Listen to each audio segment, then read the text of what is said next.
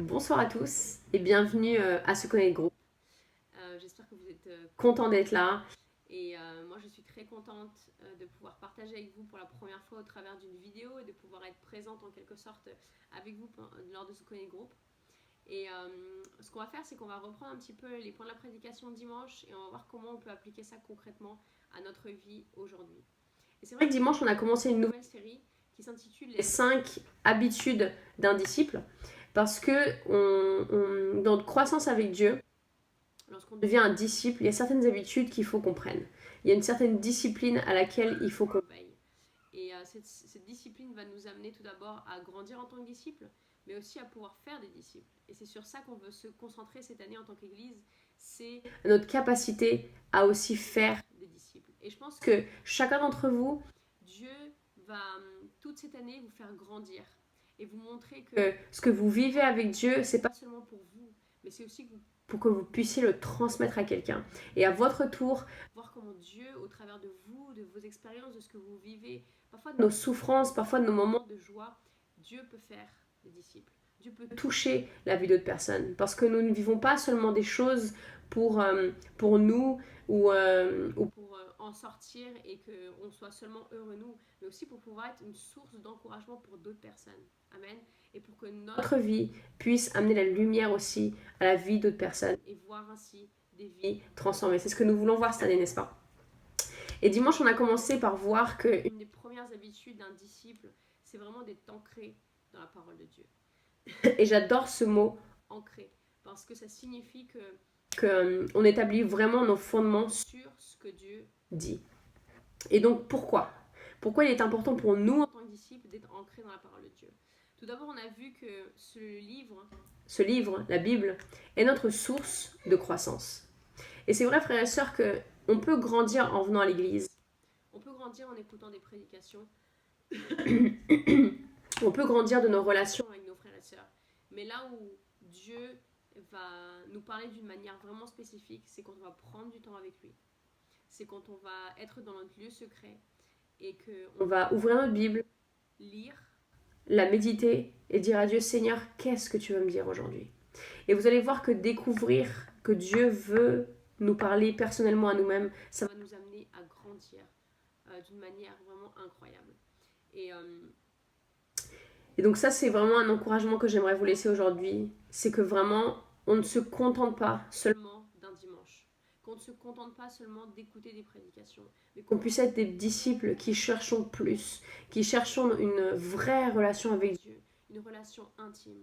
Et moi, je vous encourage à choisir un endroit dans votre maison où vous allez pouvoir avoir cette rencontre avec Dieu. Moi, je sais que c'est mon bureau et actuellement, je suis à mon bureau. Et je prends du temps ici avec Dieu, je mets de la musique, un instrumental en fond. Et je sais que ici j'ai vraiment vécu des moments incroyables dans la présence de Dieu, où il m'a parlé à des situations très spécifiques de ma vie. Et c'était juste incroyable de voir comment il savait. Comment il savait ce qu'il fallait me dire, comment il savait ce qu'il fallait dire, comment il savait ce que j'avais besoin, même alors que moi je ne savais pas. Et vraiment, c'est des moments comme ça qui m'ont amené à grandir encore plus. Et je vous encourage aussi à prendre un cahier, à choisir un carnet parce que lorsque Dieu nous parle, c'est vrai qu'on peut le garder en tête, mais c'est encore plus fort de pouvoir l'écrire. Tout simplement parce que déjà c'est écrit, ça va rester. Et puis deuxièmement parce qu'on va pouvoir revenir à ce que Dieu nous a dit et nous dire waouh, il y a 2 semaines Dieu m'a dit ça, il y a 3 semaines Dieu m'a dit ça, et voilà où j'en suis maintenant. Et vraiment vous-même pouvoir évaluer aussi votre croissance avec Dieu. Et donc veillons à notre croissance spirituelle en passant du temps avec Dieu et en étant vraiment ancré dans la parole de Dieu. Donc, la deuxième raison pour laquelle il est important d'être ancré dans ce que Dieu dit, c'est que la Bible est notre source de vérité. Et c'est vrai que nous avons lu le passage dans 1 Timothée chapitre 1 et toute notre série va se baser sur 1 Timothée. Et dans ce passage, Paul dit déjà à Timothée, veille à ce que les personnes restent dans la bonne doctrine. Il y a des personnes qui s'éloignent et qui vont dans d'autres doctrines, qui vont dans d'autres manières de penser, qui vont dans des choses que moi je n'ai pas enseignées, que Jésus n'a pas enseigné, que c'est pas ce que Dieu il veut. Et c'est vrai qu'aujourd'hui, il y a beaucoup de choses qu'on entend, que ce soit par les réseaux sociaux, par YouTube ou même par des personnes qui nous entourent, qui ne sont pas la vérité. Parce que ça a été déformé et aussi pour d'autres raisons. Mais ce qui est important, c'est que nous, en tant que disciples, on puisse savoir vraiment ce que dit notre Dieu. Qu'est-ce que la parole de Dieu nous dit? Et c'est important parce que c'est notre référence. On doit savoir sur quoi est-ce qu'on est en train de bâtir notre vie. Et aussi, on doit savoir quelle est la vérité parce qu'on doit apprendre à confronter ce qu'on nous dit. Toute notre vie, on va être amené à confronter ce que le monde dit avec ce que la parole de Dieu dit. Et la seule manière de rester dans le vrai, c'est de connaître le vrai. Et la seule manière de connaître le vrai, c'est d'ouvrir notre Bible et de vraiment creuser et se dire Seigneur, mais qu'est-ce que ta parole dit? Et plus on va passer du temps avec Dieu, plus on va lire notre Bible, plus on va connaître sa parole, plus facile ça va être de confronter. Parce qu'on va savoir en fait quelle est la vérité et qu'est-ce que Dieu aurait dit à ce moment-là et qu'est-ce que Jésus aurait fait à ce moment-là et qu'est-ce que Noé aurait fait, qu'est-ce que Esther aurait fait. Et c'est des histoires qui vont nous venir en tête et qui vont nous aider, nous aussi, à pouvoir prendre des décisions vraiment concrètes dans nos vies de tous les jours. Donc ça, c'est important. C'est que Dieu veut que nous vivions dans la vérité. Et la seule manière d'être dans la vérité, c'est vraiment de connaître sa parole. Donc, ça, c'était pour la prédication de dimanche. Et on a eu un super temps aussi à l'église. Je sais que beaucoup d'entre vous ont vraiment été touchés par cela parce que c'était un bon rappel. Et c'est vrai que même lorsqu'on est à l'église depuis très très longtemps, ça fait du bien de se rappeler quelles sont nos bases, quelles sont les habitudes qu'on a envie de garder en tant que disciples pour nous, mais aussi pour pouvoir le transmettre à d'autres.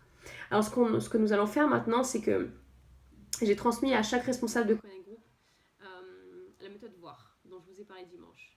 Et vraiment cette méthode, elle a changé ma manière de voir la Bible, elle a changé ma manière de passer du temps avec Dieu. Et à travers cette méthode, qui paraît peut-être un petit peu compliquée au début, mais avec plus vous allez le faire, plus ça va devenir simple pour vous. Vous allez voir que Dieu va vous parler d'une manière vraiment personnelle. Et vraiment, c'est ça qui va vous amener à grandir et à découvrir la vérité de ce que Dieu dit. Et donc la méthode voir, je pense que vous avez les feuilles devant les yeux. Et si vous n'avez pas les feuilles devant les yeux, les responsables vont les distribuer. Mais la méthode voir, en fait, c'est une méthode en 4 étapes. Le but, c'est vraiment de rester proche de ce que la Bible nous dit, de ce que Dieu a envie de nous dire. Et donc, il n'y a pas besoin d'avoir fait beaucoup d'études théologiques pour appliquer cette méthode, mais juste d'être à l'écoute du Saint-Esprit. Alors, la méthode voir, elle commence tout d'abord par lire un chapitre. Et donc, de prendre un chapitre entier, de vraiment le lire pour avoir aussi le contexte, pour savoir, pour ne pas prendre un verset hors contexte de ce que la Bible veut nous dire. Donc de prendre ce passage, de lire ce passage entier et de tout d'abord, comme la première lettre du mot voir le dit, c'est un V, c'est de choisir un verset. Donc moi je vous encourage à lire un chapitre entier et de choisir un verset et de l'écrire dans votre carnet. Et c'est mieux d'avoir un carnet que d'avoir des feuilles parce que comme ça on peut vraiment le garder sans les perdre. Donc de choisir un verset, ça c'est le V. Ensuite le O de voir, c'est observation. Ça veut dire qu'on va prendre le passage et on va voir qui parle, de quoi, comment, qui est présent, qu'est-ce qui vient de se passer, qu'est-ce qui s'est passé après, quels sont les personnages, est-ce qu'on est dans l'Ancien, dans le Nouveau Testament, est-ce qu'il vient d'avoir une guerre, est-ce qu'ils viennent d'être libérés, est-ce qu'ils viennent de vivre des miracles, est-ce qu'ils vont vivre des miracles, est-ce que Jésus est là, il n'est pas là. En fait, se poser plein de questions concernant le contexte du passage. Jusque là, ça ressemble un petit peu à une étude en français. Et ensuite, on va écrire vraiment toutes les observations qu'on peut faire sur ce passage-là. Et ensuite, le I de voir, c'est l'implication. Et c'est vraiment là qu'on va se dire, Seigneur, ok. Dans ce passage-là, Jésus était dans la barque. Jésus était dans la barque et les disciples avaient peur parce qu'ils étaient en pleine tempête, ils ne savaient pas quoi faire. Mais qu'est-ce que ça veut vraiment dire pour moi? Qu'est-ce que tu veux me dire, Seigneur, aujourd'hui, dans ma vie? Comment est-ce que je peux appliquer ça dans mon quotidien? Et donc l'implication, c'est ce que Dieu va te dire. Et là, tu vas pouvoir écrire aussi tout ce que Dieu te dit à ce moment-là, en rapport avec ton verset et ton observation. C'est pour ça que c'est important de le faire avant. Et puis ensuite, dans réponse, tu vas pouvoir écrire une courte prière. Seigneur, merci parce que tu m'as enseigné aujourd'hui que même dans la tempête, il faut que je sois fidèle. Il faut que je reste fidèle à toi et que je crois en toi et que je déclare que si tu es avec moi dans la barque, alors on a déjà la victoire. Ou autre chose. Mais de vraiment écrire une réponse, écrire une prière. Donc ça, c'est ce que on va voir un petit peu aujourd'hui. Maintenant, on va faire un petit exercice pratique. Donc on va prendre un petit peu de temps pour lire notre Bible et lire un passage et vraiment appliquer la méthode voir chacun et partager ensemble ce que Dieu nous a dit. Mais avant ça, j'aimerais prier pour vous. Alors si vous voulez bien fermer vos yeux, on va prier ensemble. Père, je te remercie pour ta parole, pour cette parole de vérité que tu nous as laissée, Seigneur. Cette parole de vérité que tu as inspirée à tes enfants, Père. Merci parce que tu nous as donné ce livre comme vraiment une direction dans nos vies.